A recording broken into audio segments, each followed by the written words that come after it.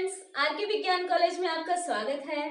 हम स्टार्ट कर रहे हैं आज बीएससी जूलॉजी पेपर नंबर 2। कौन सा है? Cell biology and genetics. आज हम स्टार्ट करेंगे सेल बायोलॉजी का टॉपिक है यूनिट 1 में इंट्रोडक्शन टू सेल। सेल क्या है? कोशिका। तो कोशिका के बारे में आज हम पढ़ेंगे कि कोशिका की क्या होती है, कोशिका की स्ट्रक्चर क्या होती है, प्रोकैरियोट्स, यूकैरियोट्स, उसके अंदर क्या क्या प्रेजेंट होते हैं, साइटोप्लाज्म, न्यूक्लियस वगैरह, सेल मेम्ब्रेन, उसके बारे में, सबके बारे में आज हम पढ़ेंगे। सेल के बारे में मतलब कोशिका के बारे में। अगर कोशिका की स्टडी करते हैं, कोशिका की किसी पर्सन ने स्टडी की, साइंटिस्ट ने, तो इसकी कोशिका की स्टडी को हम क्या नाम देंगे? साइटोलॉजी। ठीक है, साइटोलॉजी किसे बोल रहे हैं हम? जब कोशिका की स्टडी को क्या बोल रहे हैं हम? Cytology. Cyto plus logy, logy logy word है जो सफिक्स पे जुड़ जाता है, जिस सफिक्स एज अ सफिक्स जुड़ जाता है तो उसका नाम क्या बोलते हैं हम? स्टडी। कहीं पर भी लॉजी जुड़ गया तो वो क्या होगा? स्टडी। तो साइटोलॉजी, सेल की स्टडी करना, तो क्या बोलेंगे? साइटोलॉजी। कोशिका की स्टडी करना की प्रोसेस को क्या बोलते हैं हम? साइटोलॉजी। सेल क्या होती है? सेल होती है structure, functional and fundamental unit of living organism. सभी लिविंग ऑर्गेनिज्म प्रेजेंट होती है। सारे ऑर्गेनिज्म, सारे जीव से बना होता है। जीव किससे बना होता है? सेल से मिलके बना होता है। जो भी जीव है किससे बना होता है? सेल से मिलके बना होता है। तो सेल यूनिसेलुलर भी हो सकता है और मल्टीसेलुलर भी हो सकता है। मतलब कि एक कोशिकीय भी हो सकता है और बहुकोशिकीय भी हो सकता है। मतलब कि एक सेल से मिलके बना हो रहा है, वो होगा यूनिसेलुलर ऑर्गेनिज्म, एक कोशिकीय जीव। अगर बहुत सारे सेल से मिलके बना हुआ है तो उसको हम क्या बोलेंगे? बहुकोशिकीय जीव, मल्टी सेलुलर ऑर्गेनिज्म। तो हम क्या बोलेंगे यहाँ पे? सेल, कोशिका, कोशिका की स्टडी को हम साइटोलॉजी कहते हैं।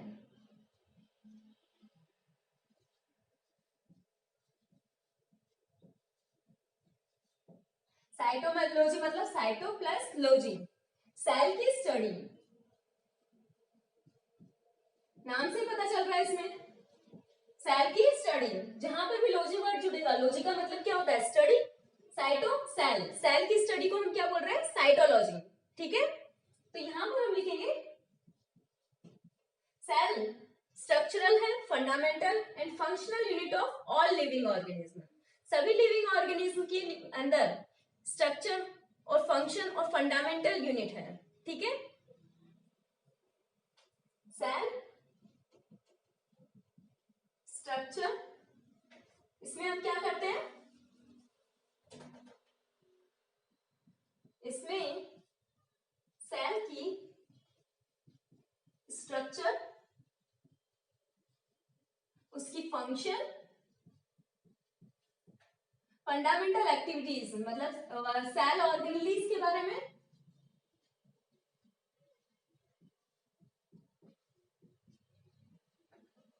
में स्टडी की जाती है।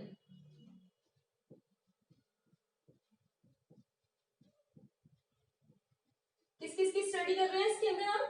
सेल की स्ट्रक्चर है, सेल कौन कौन से फंक्शंस क्रिएट कर रहा है, फंक्शंस कौन कौन से कर रहा है, सेल ऑर्गेनेलिज प्रेजेंट है सेल के अंदर, उसके बारे में सेल की सारी स्ट्रक्चर के बारे में हम स्टडी करते हैं, तो उसको हम क्या बोल रहे हैं? साइटोलॉजी। तो फर्स्टली, सर्वप्रथम सेल की खोज किसने की?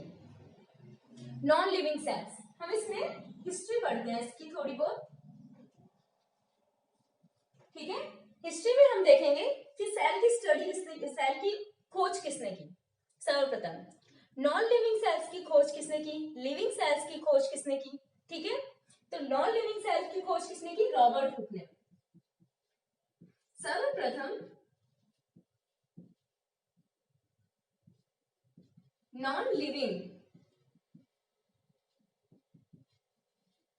सेल की खोज किसने की थी? खोज सन किसमें हुई थी? 1665 के अंदर। सबसे पहले सेल की खोज किसने की थी? रॉबर्ट हुक ने सन 1665 में की थी।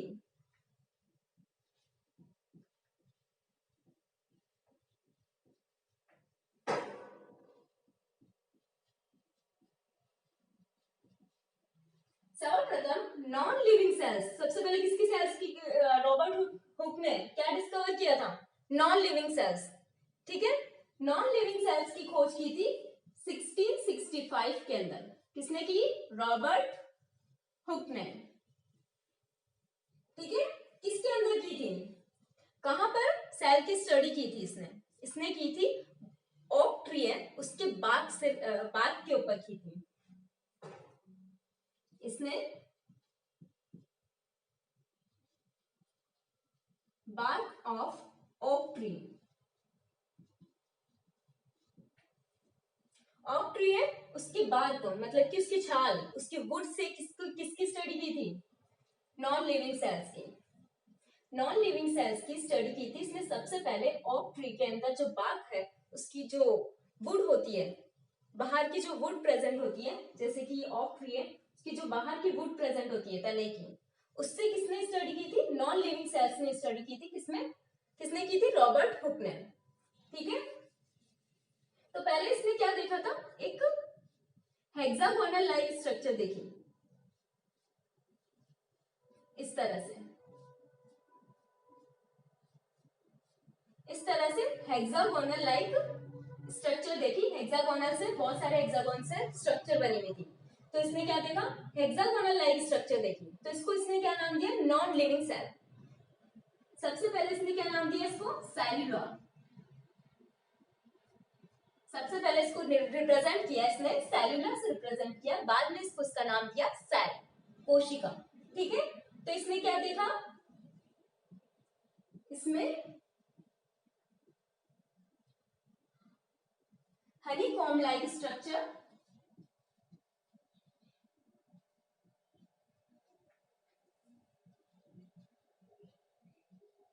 प्रेजेंट थी।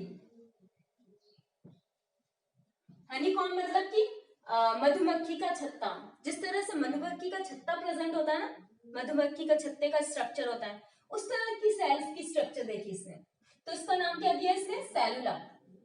ठीक है, बाद में इसका नाम पड़ा सेल। रॉबर्ट हुक ने सर्वप्रथम नॉन लिविंग सेल की खोज की 1965 के अंदर रॉबर्ट हुक ने की थी। इसमें bark of oak tree, oak tree होता है उसकी बाग से रिप्रेजेंट किया था, मतलब कि उसकी जो वुड होती है, वुड है, उससे क्या निकाला था इसने? खोज की नॉन लिविंग सेल्स की। फिर बाद में है इसमें हनीकॉम्ब लाइक स्ट्रक्चर, मतलब कि मधुमक्खी के छत्ते जैसी स्ट्रक्चर इसको प्रेजेंट हुई। मधुमक्खी का छत्ता प्रेजेंट होता है, उसकी जैसी स्ट्रक्चर इसको प्रेजेंट हुई, इसका नाम दिया इसने सेलुला। सेलुला के बाद में इसका नाम पड़ा सेल। ठीक है, अब बाद में इसने स्ट्रक्चर की, बाद में किसकी स्टडी हुई? लिविंग सेल्स की स्टडी। लिविंग सेल्स की स्टडी की थी, किसने की थी? सर्वप्रथम लिविंग सेल्स की स्टडी किसने की थी, मतलब कि खोज किसने की थी? 1975 के अंदर की थी। किसने? एंटोनी वॉन लीवेनहुक, 1974 के अंदर। तो अब हम इसमें यहां पर लिखेंगे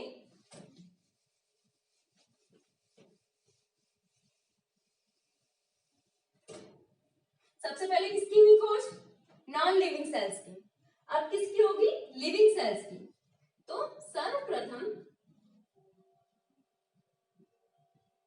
लिविंग सेल्स की खोज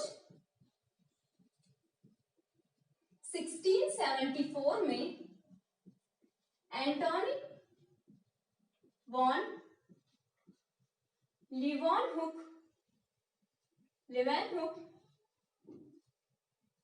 ने की थी। किसमें की थी? 1674 में एंटोनी वॉन लीवेनहुक ने लिविंग सेल्स की खोज की थी। किसके अंदर स्टडी की थी इसने स्टडी की थी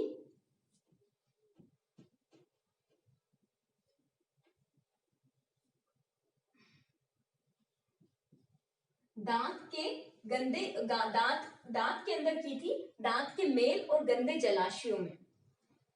दांत के मेल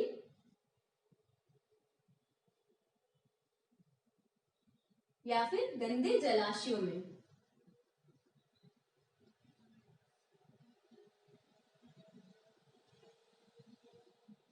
की स्टडी की गई।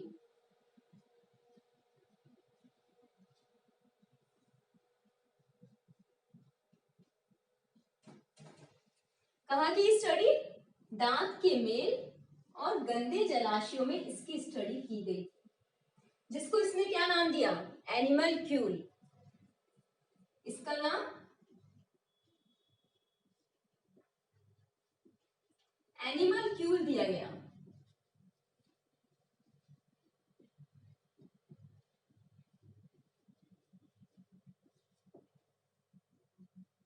सबसे पहले किसकी खोज हुई?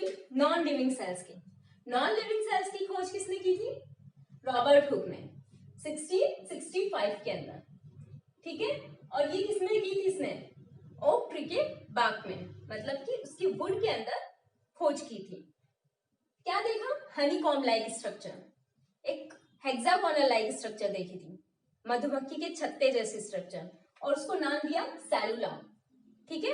और इसको सेलुला नाम देने के बाद में क्या किया? सेल नाम प्रेजेंट हुआ। एक माइक्रोग्राफिया,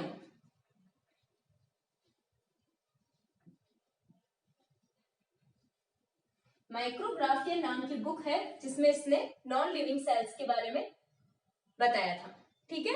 फिर बाद में क्या आया? सर्वप्रथम लिविंग सेल्स की खोज किसने की? एंटोनी वॉन लीeuwenhoek ने 1674 के अंदर। किसमें स्टडी की थी इसने? दांत के मेल और गंदे जलाशयों में, जिसका नाम क्या दिया? एनिमलक्यूल, ठीक है। ये हो गई इसकी। अब हम देखेंगे थर्ड नंबर पे पर्किंजे।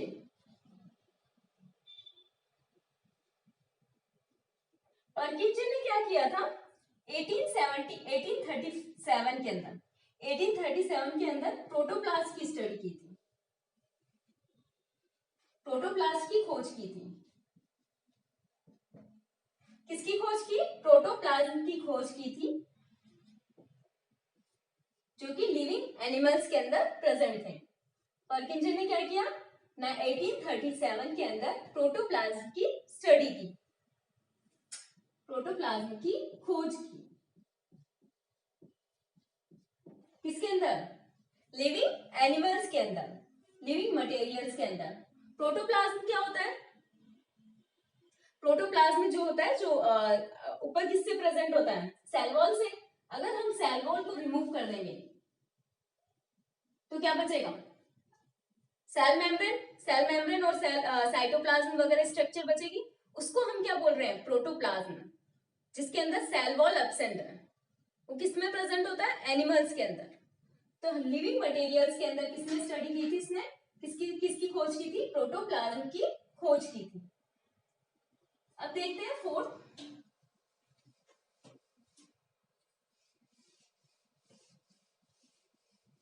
Rudolph Virchow. रुडॉल्फ वर्च्यू ने क्या बताया?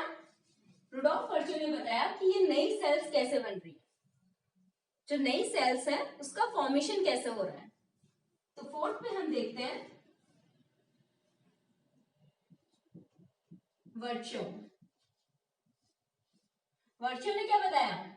वर्च्यू ने बताया कि वो जो सेल्स है वो किससे बन रही है? प्री एग्जिस्टिंग सेल्स से। जो प्री एग्जिस्टिंग सेल्स है उससे नई सेल्स का फॉर्मेशन हो रहा है। तो क्या है? नई कोशिकाओं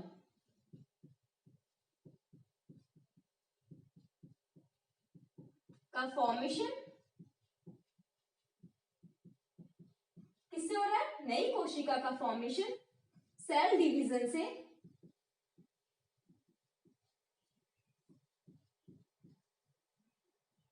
सेल डिवीजन के द्वारा किससे हो रहा है? प्री एग्जिस्टिंग, जो पहले से जो सेल्स प्रेजेंट है उसमें सेल डिवीजन हो रहा है, उससे क्या बन रही है? नई कोशिका बन रही है। तो ये किसने बताया था? वर्च्यू ने। नई कोशिका का फॉर्मेशन सेल डिवीजन के द्वारा प्री एग्जिस्टिंग सेल से होता है। इसको इसने क्या नाम दिया था? ओमनिस सेलुला ई सेलुला। क्या नाम दिया था? ओमनिस सेलुला ई सेलुला। मतलब कि सेल लीनिएज की थ्योरी किसने दी थी?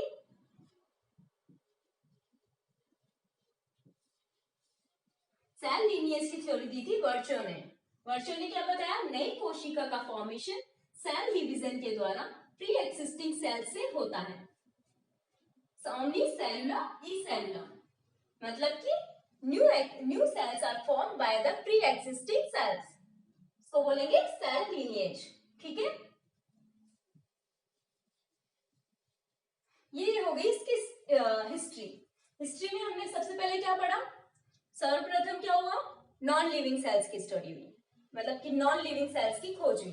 किसने की थी? रॉबर्ट हुक ने। रॉबर्ट हुक ने कब की थी? 1665 में रॉबर्ट हुक ने नॉन लिविंग सेल्स की स्टडी की, मतलब कि उसकी खोज की। किसके अंदर की? बार्क ऑफ ऑक ट्री के अंदर। क्या देखा? हेक्सागोनल लाइक स्ट्रक्चर देखा, हनीकॉम लाइक स्ट्रक्चर, जिसका नाम दिया उसने सेलुला। फिर बाद में किसकी स्टडी हुई? किसकी खोज हुई? लिविंग सेल्स की। लिविंग सेल्स की खोज हुई, लिविंग सेल्स डिस्कवर हुई। किसने किया था? एंटोनी वॉन लीवेनहुक ने 1674 के अंदर। ठीक है, 1674 में एंटोनी वॉन लीवेनहुक ने लिविंग सेल्स की स्टडी की, लिविंग सेल्स की खोज की। किसमें की थी? दांत के मेल और गंदे जलाशयों में, जिसको इसने नाम दिया था एनिमल क्यूल। एनिमल क्यूल के अंदर इसकी स्टडी की गई थी। और फिर बाद में आया पर्किंजेन 1837 के अंदर, जिसमें प्रोटोप्लाज्म की खोज की। फिर आया वर्चुन। वर्चुन ने क्या बताया? नई सेल्स कैसे फॉर्म हो रही है। सेल लीनिएज की थ्योरी दी थी इसने कि ओमनी सेलुला इसेलुला, नई सेल्स का फॉर्मेशन हो कैसे रहा है? जब पुरानी सेल्स में डिवीजन हो रहा है, डिवाइड होके क्या बन रही है? नई सेल्स बन रही है, तो उसको क्या बोला इसने? प्री एग्जिस्टिंग सेल्स, इसको क्या बोला? Cell lineage. अब हम देखेंगे एक सेल से क्या बनता है, ऑर्गेनिज्म कैसे बनता है, ऑर्गेनिज्म से फिर बाद में ये पूरा जीवन है वो कैसे संभव हो रहा है, सिर्फ एक छोटी सी सेल से। ठीक है, तो आप देखते हैं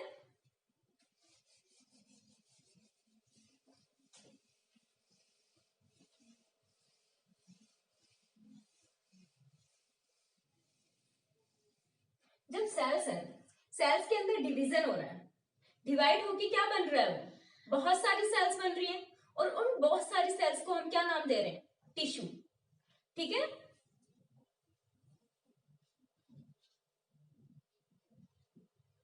सेल में डिवीजन होकर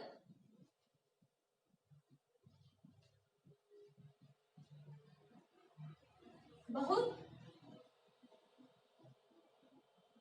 सारी सेल्स का फॉर्मेशन होता है,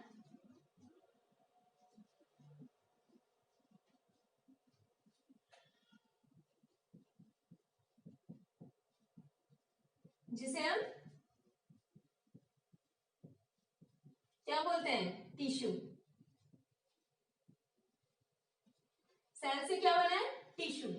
जब सेल्स है, छोटी छोटी सेल्स है, उसके अंदर डिवीजन हो रहा है और डिवाइड होके क्या बन रहा है? टिश्यू बन रहा है। अब टिश्यू है, बहुत सारे टिश्यू मिलकर क्या बना रहे हैं? ऑर्गन बनाएंगे। तो बहुत सारे टिश्यू मिलकर क्या बनाएंगे? ऑर्गन बनाएंगे।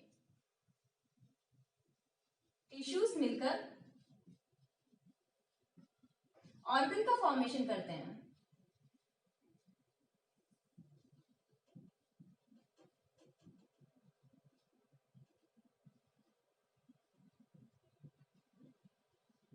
किसका फॉर्मेशन कर रहे हैं? ऑर्गन का फॉर्मेशन कर रहे हैं। फिर ऑर्गन से क्या बन रहा है? Organ system. फिर ऑर्गन सिस्टम, बहुत सारे ऑर्गन सिस्टम मिलके क्या बना रहे हैं? ऑर्गेनिज्म, जीव बना रहे हैं। बहुत सारे ऑर्गेनिज्म मिलके क्या बनाएंगे? पॉपुलेशन बनाएंगे। और पॉपुलेशन, बहुत सारी पॉपुलेशन मिलके क्या बनाएगी? कम्युनिटी। फिर कम्युनिटी मिलके क्या बनाएगी? इकोसिस्टम। इकोसिस्टम से फिर बायोम, बायोम से बायोस्फीयर का फॉर्मेशन होता है, मतलब कि लाइफ कैसे फॉर्मेशन हो रही है इसको हम पढ़ते हैं। तो सबसे पहले है सेल। सेल हमने पढ़ा क्या है? Fundamental, structural and functional unit of all living organism, उसको हमने क्या पढ़ा? सेल। ठीक है, सेल बहुत सारी सेल्स मिलके क्या बना रही है? टिश्यू का फॉर्मेशन कर रही है। टिश्यू का फॉर्मेशन कर रही है। अब टिश्यू, बहुत सारे टिश्यूज मिलके क्या बना रहे हैं, ऑर्गन का फॉर्मेशन कर रहे हैं। जैसे कि ऑर्गन है माउथ, इसोफेगस, किडनी है, लीवर है, ठीक है। इस तरह से क्या है, अपना एक ऑर्गन का फॉर्मेशन कर रहे हैं। अब ये ऑर्गन से क्या बन रहा है, ऑर्गन सिस्टम। ऑर्गन सिस्टम क्या होता है, ऑर्गन सिस्टम क्या है, जैसे कि माउथ है, अलग ऑर्गन है, अपना अलग फंक्शन कर रहा है। इसोफेगस है, अपना अलग फंक्शन कर रहा है, अलग ऑर्गन है। स्टमक है, इंटेस्टाइन है, अलग ऑर्गन है, अपना अलग अलग फंक्शन कर रहे हैं, ठीक है। अब ये सारे फंक्शन क्या कर रहे हैं, सबको मिला के हमने क्या बोला, डाइजेस्टिव सिस्टम। तो क्या है, ऑर्गन सिस्टम, बहुत सारे ऑर्गन से मिलके एक सिस्टम का फॉर्मेशन हो रहा है, उसको हमने बोला डाइजेस्टिव सिस्टम। तो ऑर्गन सिस्टम का फॉर्मेशन हुआ है, ठीक है। ऑर्गन सिस्टम से फॉर्मेशन के बाद में हम देखेंगे ऑर्गन सिस्टम से मिलके बनाता है ऑर्गेनिज्म,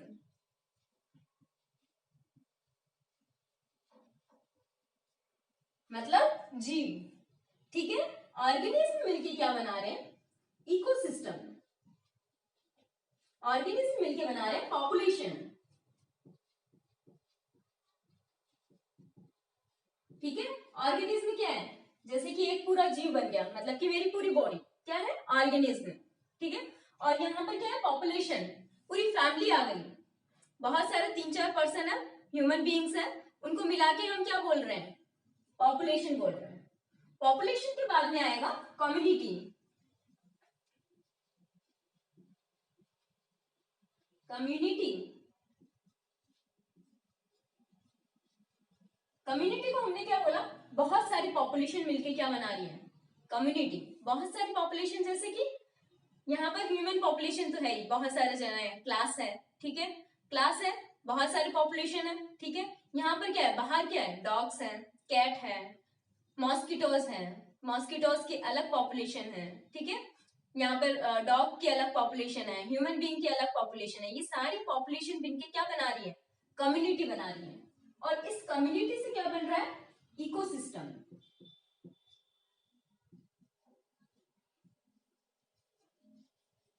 इकोसिस्टम क्या होता है, living and abiotic and biotic organism, ठीक है। बायोटिक ऑर्गेनिज्म में आ गए ह्यूमन बीइंग्स वगैरह, लिविंग वगैरह सब आ गए, ठीक है। और एबायोटिक मतलब कि नॉन लिविंग, टेबल है, चेयर है, बोर्ड है, ठीक है। ये क्या है, नॉन लिविंग है, तो ये क्या क्या क्रिएट कर रहा है, एक इकोसिस्टम को क्रिएट कर रहा है, ठीक है।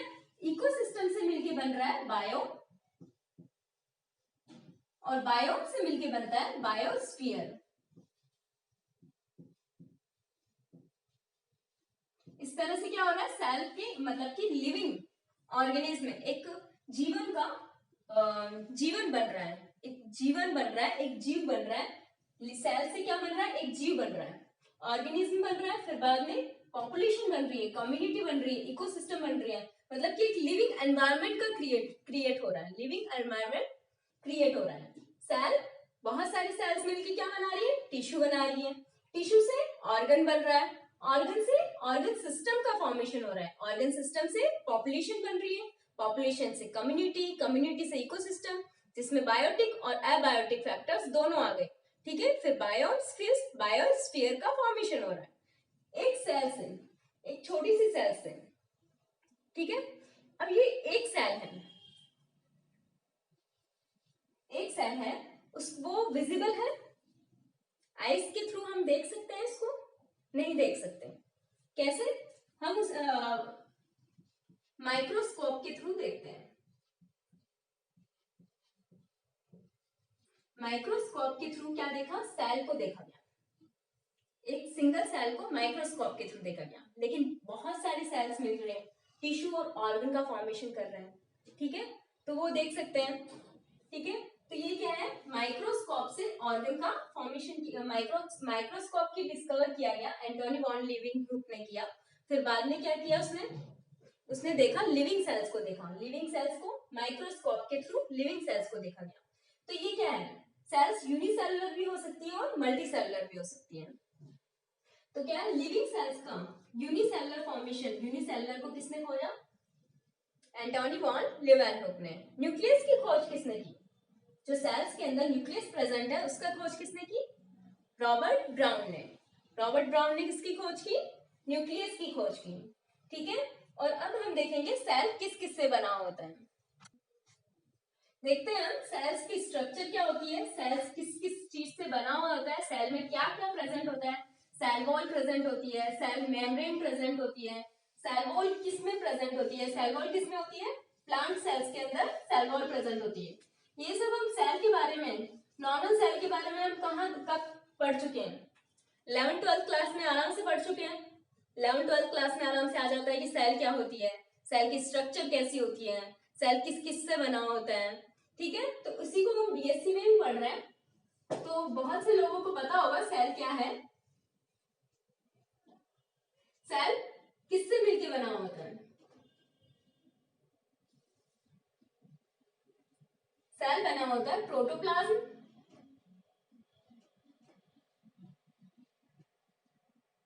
प्रोटोप्लाज्म में होता है इसके अंदर वैक्यूल्स होते हैं। वैक्यूल्स क्या होते हैं? सेल शेप, मतलब कि कोई रस प्रेजेंट होता है।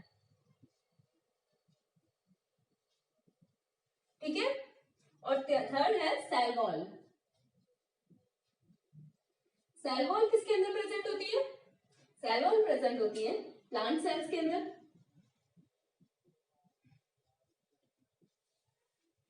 प्लांट सेल्स में, एनिमल सेल्स में सेल वॉल एब्सेंट होती है। ठीक है, बैक्टीरिया के अंदर होती है। ठीक है, एनिमल सेल्स के अंदर सेल वॉल एब्सेंट होती है।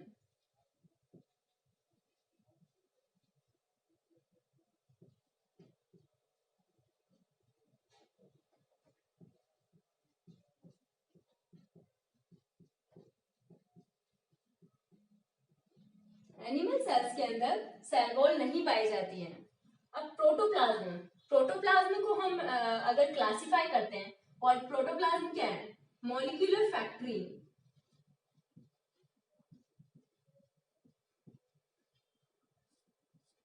मॉलिक्यूलर फैक्ट्री है, इसमें क्या हो रहा है? मेटाबॉलिज्म वगैरह, मेटाबॉलिज्म की प्रोसेस हो रही है। हर चीज की प्रोसेस किससे हो रही है? प्रोटोप्लाज्म में। सेल ऑर्गेनेल्स आते हैं इसके अंदर, न्यूक्लियस आता है। ठीक है, यहाँ पर क्या है? Cell wall. अब यहाँ पर प्रोटोप्लाज्म में क्या प्रेजेंट होगा? प्रोटोप्लाज्म एनिमल सेल्स के अंदर, प्लांट सेल्स के अंदर सेल वॉल प्रेजेंट होती है, एनिमल सेल्स के अंदर सेल वॉल एब्सेंट रहेगी। अब प्रोटोप्लाज्म को हम क्लासिफाई करेंगे तो इसमें होता है एक तो न्यूक्लियस और एक होता है साइटोप्लाज्म।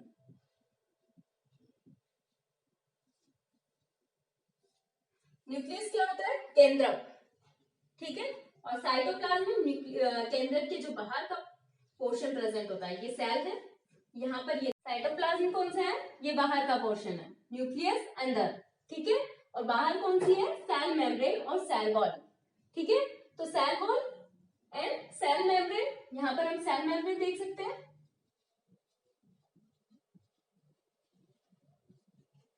और प्रोटोप्लाज्म में आगे सेल मेम्ब्रेन, न्यूक्लियस और साइटोप्लाज्म। ठीक है, अब न्यूक्लियस कितने टाइप्स के होते हैं? एक होती है न्यूक्लियर मेम्ब्रेन।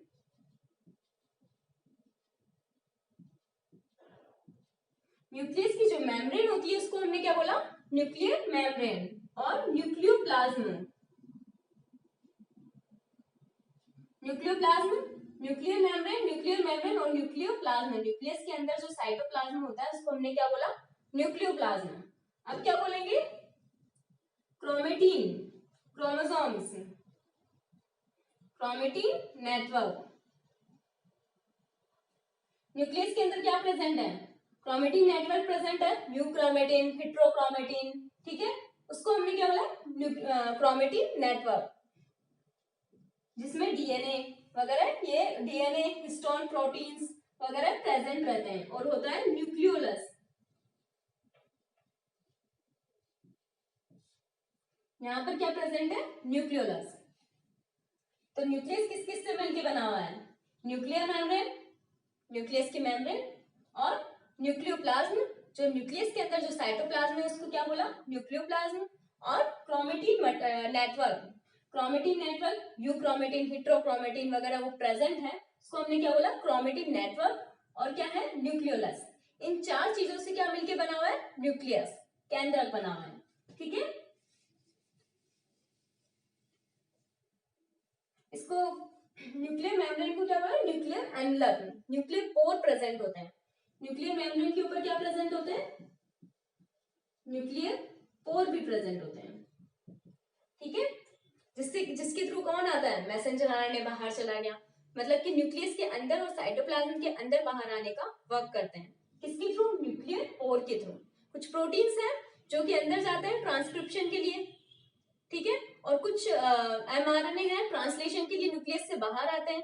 तो वो क्या है, न्यूक्लियर पोर्स भी प्रेजेंट है न्यूक्लियर मेम्ब्रेन के ऊपर। अब साइटोप्लाज्म कितने टाइप के होते हैं, एक होता है मिडिल पोर्शन, मिडिल पोर्शन होता है साइटोप्लाज्म का।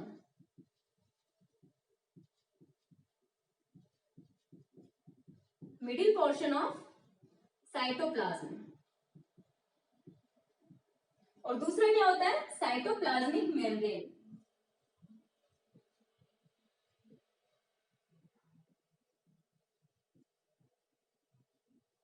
साइटोप्लाज्मिक मेम्ब्रेन, साइटोप्लाज्मिक मेम्ब्रेन क्या कौन कौन सी होगी, एक तो होगा प्लाज्मा लेमा, प्लाज्मा लेमा मतलब कि सेल मेम्ब्रेन, और दूसरा कौन सा होगा, टोनोप्लास्ट। टोनोप्लास्ट मतलब कि वैक्यूल्स की मेम्ब्रेन। यहां आ गई सेल मेम्ब्रेन, किसमें, साइटोप्लाज्म। साइटोप्लाज्म की मेम्ब्रेन को क्या बोला, प्लाज्मोलेमा, और टोनोप्लास्ट। टोनोप्लास्ट किसमें प्रेजेंट होता है, वैक्यूल्स, जो प्लांट सेल्स के अंदर वैक्यूल्स प्रेजेंट होते हैं उसकी मेम्ब्रेन को हमने क्या बोला, टोनोप्लास्ट बोलते हैं। ठीक है, और middle portion of cytoplasm, cytoplasm के मिडिल पोर्शन पे क्या क्या प्रेजेंट रहेंगे, एक तो होगा साइटोप्लाज्मिक ऑर्गेनेलीज। ऑर्गेनेलीज, ऑर्गेनेलीज में कौन कौन से आ गए, endoplasmic reticulum, mitochondria, Golgi body, vesicles, lysosomes, microbodies वगैरह, ये किसमें आ गए, ऑर्गेनेलीज में आ गए। तो यही है एक ऑर्गेनेलीज वगैरह जो कि डिफरेंशिएट करती है प्रोकैरियोट्स और यूकैरियोट्स को। जो प्रोकैरियोट्स हैं उसके अंदर बहुत सारी ऑर्गेनेलीज होती है, वो जो कि एब्सेंट रहती है, नहीं पाई जाती है। यूकैरियोट्स में वेल डेवलप्ड है, न्यूक्लियस वेल डेवलप्ड है, ऑर्गेनेलीज प्रेजेंट होती है। ठीक है, तो इस वजह इस बेसिस के ऊपर सेल्स के अंदर क्या चीज प्रेजेंट है क्या एब्सेंट है, उसके बेसिस पे हमने सेल्स को डिवाइड करेंगे प्रोकैरियोट्स एंड यूकैरियोट्स के अंदर। प्रोकैरियोट्स क्या है, बहुत ही कम डेवलप्ड है, जिसके अंदर न्यूक्लियस भी क्या है, इनसफिशिएंट न्यूक्लियस, मतलब कि बहुत कम डेवलप्ड न्यूक्लियस है, क्योंकि उसके अंदर न्यूक्लियर मेम्ब्रेन एब्सेंट है। और ऑर्गेनेलीज बहुत सारे एब्सेंट होते हैं प्रोकैरियोट्स के अंदर। तो इसके बेसिस के अंदर सेल, ये पूरी सेल्स है, चाहे एनिमल सेल लो, प्लांट सेल लो, या फिर प्रोकैरियोटिक सेल लो, या फिर यूकैरियोटिक सेल लो, तो सेल के अंदर क्या क्या प्रेजेंट होता है ना, वो हमने अभी बताया इसमें। तो आगे हम डिफरेंशिएट करेंगे कि प्रोकैरियोट सेल में क्या प्रेजेंट है और यूकैरियोट सेल में क्या प्रेजेंट है। ठीक है, तो प्रोकैरियोट सेल में न्यूक्लियर मेम्ब्रेन वगैरह एब्सेंट रहती है, लेकिन यूकैरियोट्स में तो प्रेजेंट रहती है, प्रोकैरियोट्स में एब्सेंट रहती है। ठीक है, और ऑर्गेनेलीज बहुत सारे होते हैं जो कि किसमें, प्रोकैरियोट्स में कुछ ऑर्गेनेलीज एब्सेंट रहती है, कुछ प्रेजेंट भी रहेगी जैसे राइबोसोम्स।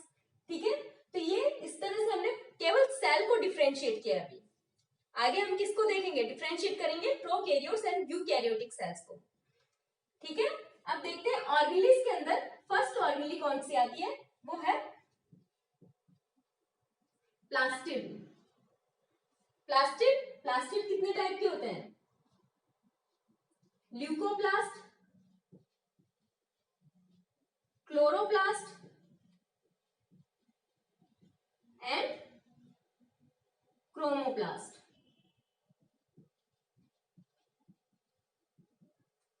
ठीक है, जो कि फोटोसिंथेटिक पिगमेंट्स देते हैं। क्लोरोप्लास्ट ग्रीन कलर देके जाएगा, क्रोमोप्लास्ट कोई भी कलर देके जाएगा, ल्यूकोप्लास्ट व्हाइट कलर देके जाएगा।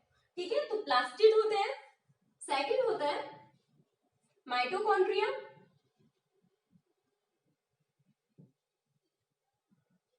थर्ड है ईआर एंडोप्लाज्मिक रेटिकुलम, जो कि smooth endoplasmic reticulum, rough endoplasmic reticulum, दो रेटिकुलम में डिवाइडेड रहती है, जिसके ऊपर राइबोसोम प्रेजेंट रहेगा, वो कौन सी हो जाएगी? Rough endoplasmic reticulum. जिसके अंदर राइबोसोम एब्सेंट रहेगा वो कौन सी हो जाएगी? Smooth endoplasmic reticulum. ठीक है। फोर्थ क्या है? राइबोसोम्स। राइबोसोम्स होते हैं जो कि प्रोकैरियोट्स में कौन से प्रेजेंट होते हैं? 70s टाइप के, और यूकैरियोट्स के अंदर 80s टाइप के। यूकैरियोट्स के अंदर माइटोकॉन्ड्रिया और क्लोरोप्लास्ट जो प्रेजेंट रहेंगे, उसके अंदर कौन से टाइप के प्रेजेंट रहेंगे? 70s के। ठीक है। तो 70s के किस किस में प्रेजेंट है? प्रोकैरियोट्स के अंदर, यूकैरियोट्स के अंदर, माइटोकॉन्ड्रिया एंड क्लोरोप्लास्ट के अंदर। ठीक है। तो ये है 4 ribosomes.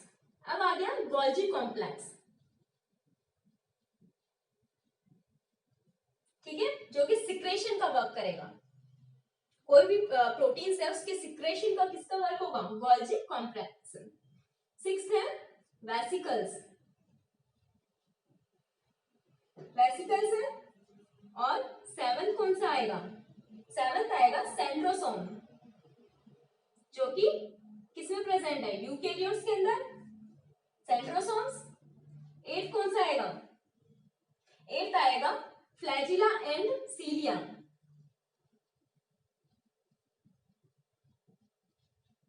Flagellum and cilium.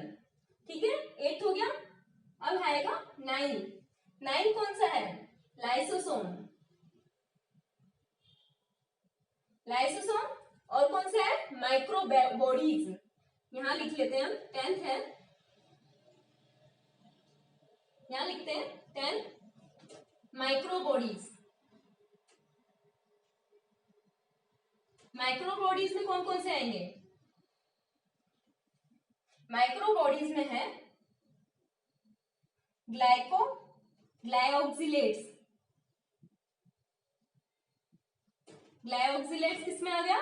Micro bodies के अंदर आ गया। ठीक है। अब है लेमोसोम्स।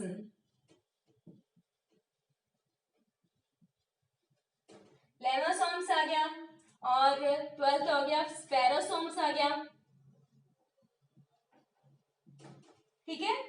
इस तरह से कौन कौन सी ऑर्गेनीज जो प्रेजेंट रहती है सेल के अंदर वो बताइए। Plastid, mitochondria, ER, ribosome, Golgi body, कौन सी? Vesicles, centrosomes, flagella, cilium. Vesicles इसमें नहीं आएंगी। और lysosomes, microbodies, lomasomes, spherosomes, organelles present रहती है किसके अंदर? साइटोप्लाज्म के अंदर। ठीक है। और कौन कौन से? मिडिल पोर्शन होता है साइटोप्लाज्म का, और दूसरा होता है हाइलोप्लाज्म।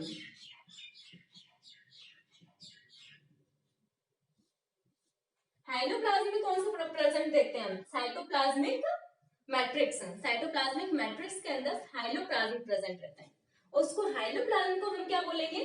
रिजर्व प्रोडक्ट्स होते हैं, सिक्रेटरी प्रोडक्ट्स होते हैं, एक्सक्रीटरी प्रोडक्ट्स होते हैं, जैसे कि कार्बोहाइड्रेट हो गया, फैट्स हो गया, ऑयल हो गया। ठीक है। तो वो किसमें आएगा? हाइलोप्लाज्म के अंदर आएगा। हाइलोप्लाज्म किसमें डिवाइडेड है? 3 पोर्शन में डिवाइडेड है। एक तो रिजर्व प्रोडक्ट्स, जो कि रिजर्व फॉर्म में रहते हैं, जैसे कि कार्बोहाइड्रेट्स, डाइसैकेराइड्स, मोनोसैकेराइड्स, पॉलीसैकेराइड्स, किसी भी फॉर्म में प्रेजेंट रह सकते हैं। Fats and oil. ठीक है। और थर्ड है नाइट्रोजिनस प्रोडक्ट्स।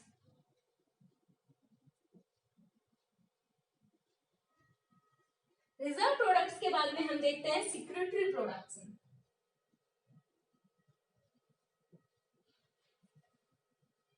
और एक्सक्रीटरी प्रोडक्ट्स।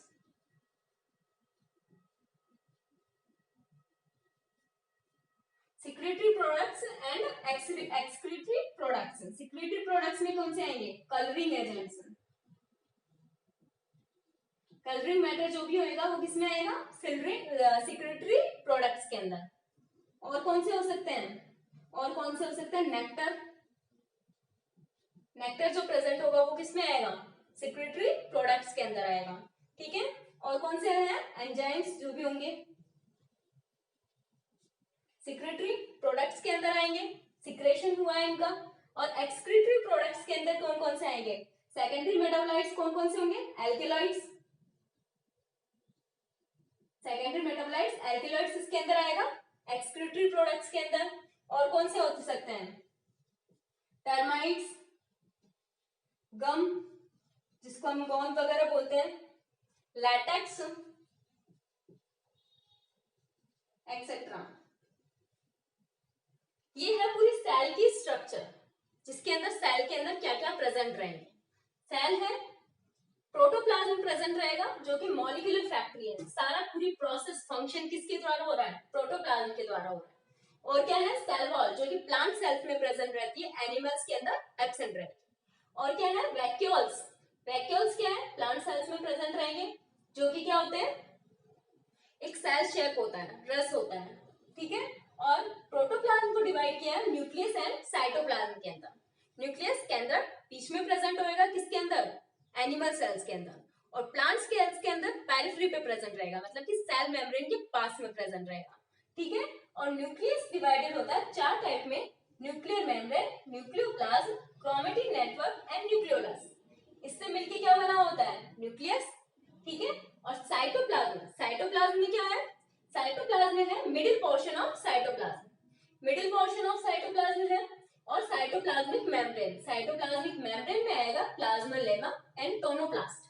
टोनोप्लास्ट किसकी मेम्ब्रेन होती है, वैक्यूल्स की मेम्ब्रेन को हमने क्या बोला, टोनोप्लास्ट। और प्लाज्मा लेमा सेल की मेम्ब्रेन को हम बोल रहे हैं, ठीक है। और मिडिल पोर्शन ऑफ साइटोप्लाज्म में आएगा ऑर्गेनेलीज। बहुत सारी ऑर्गेनेलीज होती है जो कि सेल्स के अंदर प्रेजेंट रहती है, साइटोप्लाज्म के अंदर। जो मिडिल पोर्शन होता है साइटोप्लाज्म का, 2 सेल्स मतलब कि न्यूक्लियर मेम्ब्रेन और प्लाज्मा मेम्ब्रेन के बीच का जो पोर्शन होता है, उसको हमने क्या बोला, मिडिल पोर्शन ऑफ साइटोप्लाज्म। उसके अंदर ऑर्गेनेलीज प्रेजेंट है, plastid, leucoplast, chloroplast and chromoplast, mitochondria, endoplasmic reticulum, ribosomes, Golgi complex, centrosomes, flagella cilium, lysosomes, microbodies, lomasomes and spherosomes, ठीक है। और हाइलोप्लाज्म, हाइलोप्लाज्म क्या होता है, हाइलोप्लाज्म होता है जो कि साइटोप्लाज्मिक मैट्रिक्स के अंदर प्रेजेंट होता है, किसमें, साइटोप्लाज्मिक मैट्रिक्स के अंदर प्रेजेंट होता है, जो कि रिजर्व प्रोडक्ट्स जैसे कि carbohydrate, fats and nitrogenous products present रहते हैं, colouring matter, nectar, enzymes, alkaloids, gums, latex, termites वगैरह, ये जहां पर भी प्रेजेंट रहेंगे ना, वो होता है साइटोप्लाज्मिक मैट्रिक्स, उसको हमने क्या बोला, हाइलोप्लाज्म, ठीक है। तो इस तरह से हमने क्या किया, सेल के पार्ट्स को देखा कि सेल के अंदर क्या क्या प्रेजेंट है, चाहे से वो प्रोकैरियोट हो या फिर यूकैरियोट हो, चाहे से वो प्लांट सेल्स हो या फिर एनिमल सेल्स हो, चाहे से वो बैक्टीरियल सेल्स हो, ठीक है। तो हमने ये अभी क्या देखा, सेल के अंदर क्या क्या प्रेजेंट होता है। अब हम ये डिफरेंशिएट करेंगे कि प्लांट सेल्स में क्या होता है, एनिमल सेल्स में कौन कौन से प्रेजेंट है, प्रोकैरियोट्स में कौन कौन से प्रेजेंट है, यूकैरियोट्स में कौन कौन से प्रेजेंट है, ठीक है। तो ये है सेल के बारे में हमने पढ़ रहे हैं आज, ठीक है। और अब हम देखेंगे सेल की साइज और शेप क्या क्या होती है। यह है सेल मॉर्फोलॉजी, हमने पढ़ी, सेल के अंदर क्या क्या होता है, सेल किस किस से मिलकर बना होता है, इसको भी हमने डिफरेंशिएट नहीं किया है, प्लांट सेल्स और एनिमल सेल्स के अंदर, प्रोकैरियोट्स और यूकैरियोट्स के अंदर, ठीक है। अब हम देखते हैं कि सेल की साइज क्या होती है, सेल साइज।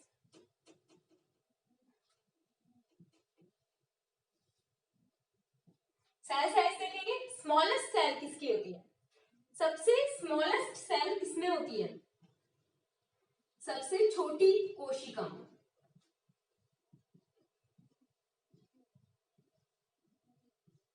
छोटी कोशिका की साइज क्या होती है, किसके अंदर होती है, माइकोप्लाज्म के अंदर। माइकोप्लाज्म में होती है जिसकी 0.1 माइक्रोमीटर साइज होती है, एकदम जो दिखाई भी ना दे, माइक्रोस्कोप से देखने की जरूरत पड़े, एक कोशिकी है 0.1 माइक्रोमीटर इसकी साइज है, स्मॉलेस्ट सेल है, छोटी कोशिका, सबसे छोटी कोशिका का क्या साइज है, 0.1 माइक्रोमीटर, माइकोप्लाज्म। अब सेकंड हम देखते हैं स्मॉलेस्ट बैक्टीरिया,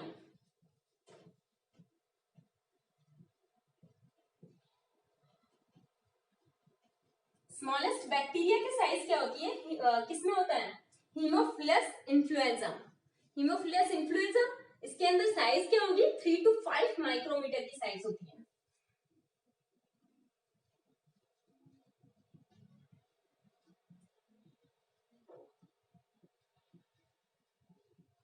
हीमोफिलस इन्फ्लुएंजा, जिसकी साइज क्या है 3 to 5 माइक्रोमीटर इन साइज। ठीक है, अब हम देखते हैं जो एनिमल सेल्स है, एनिमल सेल्स के अंदर सबसे लॉन्गेस्ट सेल्स कौन सी है? लॉन्गेस्ट सेल इन एनिमल्स, एनिमल्स के अंदर सबसे लॉन्गेस्ट सेल कौन सी है? नर्व सेल्स, जिसकी साइज क्या होती है 90 सेंटीमीटर। नर्व सेल्स है, पूरी बॉडी के अंदर नर्व्स प्रेजेंट है, सिग्नल्स पहुंचा रही है, तो क्या है नर्व सेल्स है, सबसे लॉन्गेस्ट सेल्स है एनिमल्स के अंदर, 90 सेंटीमीटर की इसकी साइज होती है। अब हमने देखा लॉन्गेस्ट सेल, अब देखेंगे स्मॉलेस्ट सेल, सेल इन एनिमल्स किसके अंदर होती है? आरबीसी, 7 मीटर की होती है, 7 मिलीमीटर आरबीसी के अंदर।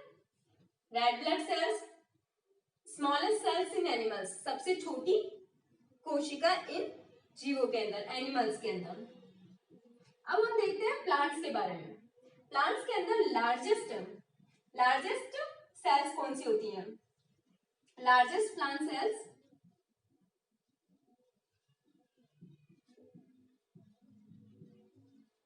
एसिटोबुलेरियम। एसिटोबुलेरिया एक प्लांट का नाम है जो कि क्या है, जिसके अंदर लार्जेस्ट प्लांट सेल्स प्रेजेंट रहती हैं। अब देखेंगे longest plant sales.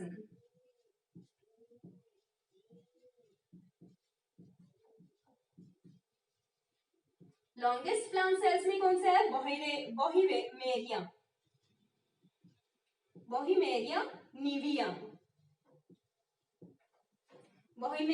Nivea, ramie fibres बोल सकते हैं इसको,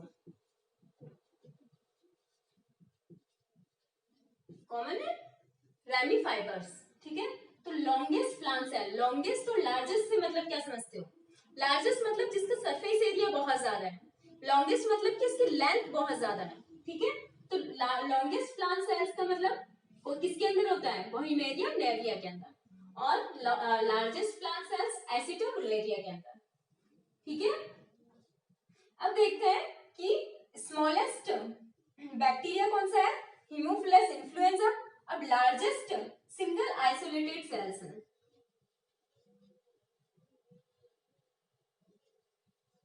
आइसोलेटेड सेल्स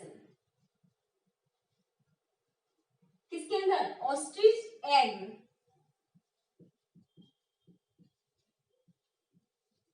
जिसको हिंदी में शायद शुतुरमुर्ग बोलते हैं, ऑस्ट्रिच एग, शुतुरमुर्ग के अंडे। ठीक है, इसके अंदर क्या है?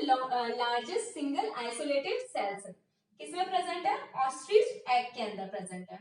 ठीक है, इस तरह से हमने क्या डिफरेंशिएट किया? सेल साइज को। सबसे स्मॉलेस्ट सेल कौन सा है? माइकोप्लाज्म के अंदर 0.1 माइक्रोमीटर। स्मॉलेस्ट बैक्टीरिया, सबसे छोटा bacteria haemophilus influenza 3 to 5 micrometre in length. ठीक है, longest cells in animals longest cell, nerve cells obviously पता है, नर्व सेल्स सबसे लॉन्गेस्ट सेल है, जिसका साइज क्या है 90 centimetre. Smallest cells in animals RBC, सबसे छोटी है 7 माइक्रोमीटर। और क्या है? लार्जेस्ट प्लांट सेल्स एसिटाबुलेरिया, फिर longest plant cells ramie fibres, largest single isolated cells ostrich egg.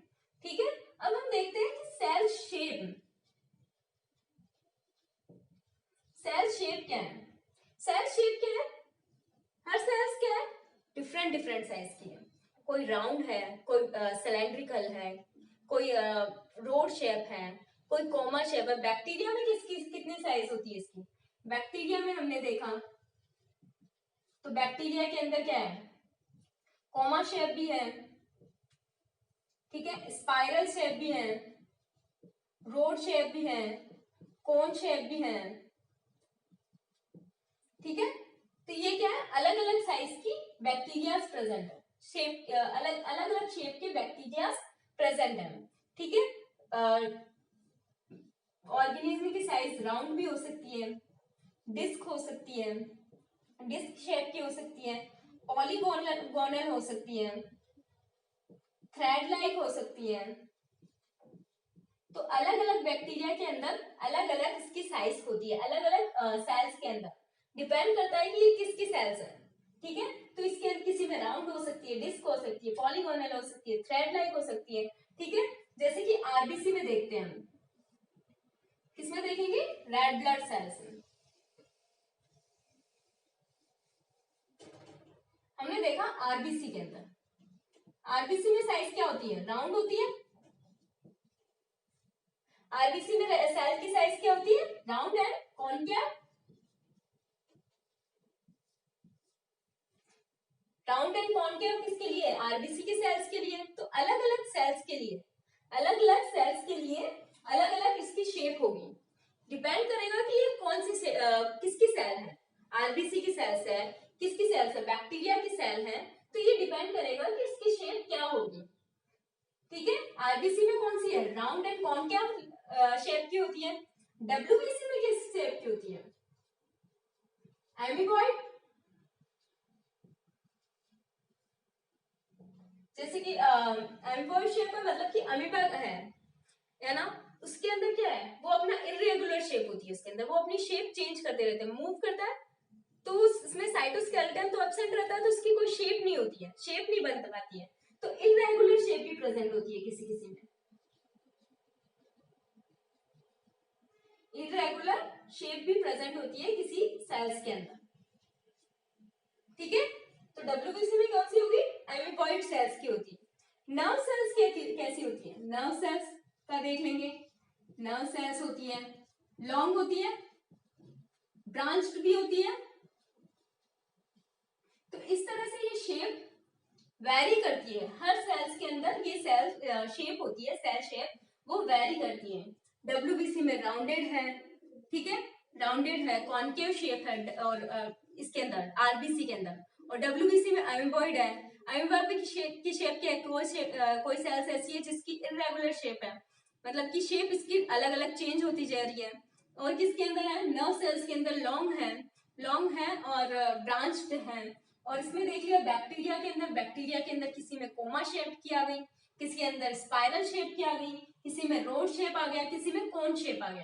तो क्या है, इस वजह से सेल्स की क्या है, डिफ्रेंशिएट होती रहती है, सेल्स की साइज वगैरह शेप होती है वो डिफ्रेंशिएट होती रहती है, मतलब कि अलग अलग होती रहती है। ठीक है, ये पढ़ा हमने आज सेल के बारे में। अब नेक्स्ट हम किसके बारे में पढ़ेंगे, सेल थ्योरी के बारे में। सेल थ्योरी क्या होती है और सेल थ्योरी के एक्सेप्शंस क्या है और एक्सेप्शंस क्यों है वो। ठीक है, और अब उसके बाद हम पढ़ेंगे प्रोकैरियोटिक सेल्स कौन सी होती है और यूकैरियोटिक सेल्स कौन सी होती है। ठीक है, थैंक यू।